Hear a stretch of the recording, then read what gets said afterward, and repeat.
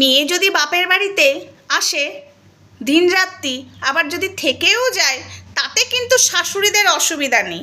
কিন্তু বৌমা যদি বাপের বাড়িতে যে 2 দিনের থেকে 3 দিন হয়ে যায়, তাহলেই বলে বাপের বাড়ি কি মধুর আছে, বিয়ে করেছো শ্বশুর বাড়িটাই নিজের বাড়ি, সংসার করতে হবে। কিন্তু এই জ্ঞানটা যদি মেয়েকে দেয় বাড়ির, তাহলে মনে হয় সংসারগুলো বেঁচে যেত, এত জ্বলন হতো না, তাই না বন্ধুরা? এই যে মেয়ে এসে ভাইয়ের বউ বা দাদার বউয়ের সংসারে কাঠি দেয়, তখন বলতে পারে না যে এইটা যদি তোর বাড়িতে হয় তুই কি মেনে নিবি না, তখন আবার মেয়েকে উস্কাবে। কিন্তু বৌমা যদি কিছু বলে ঝাঁঝিয়ে উঠবে। আর এই জিনিসটা যদি তার মেয়ের সাথে হয় শ্বশুর বাড়িতে, খুব খারাপ, আমার মেয়ের শ্বশুরবাড়ি খুব খারাপ।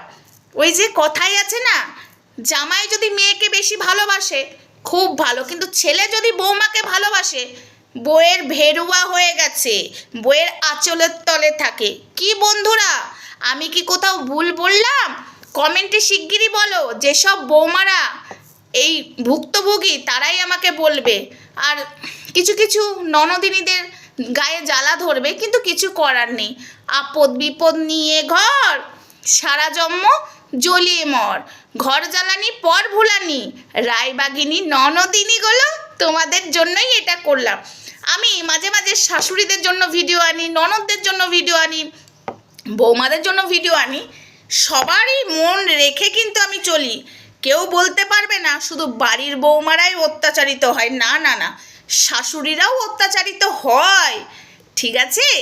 এবং কিছু কিছু দজ্জাল ননদিনীগুলো যদি বাড়িতে থাকে, কি বন্ধুরা কার কার সাথে হয়েছে কমেন্টে শিগগিরই বলো। আমি এরকমই ভিডিও দিই বলে আমি জানি কিছু মানুষের জ্বালা ধরে, বাট কি করব, সত্যি কথা বলতে তো আমি ভয় পাই না, তাই না বন্ধুরা?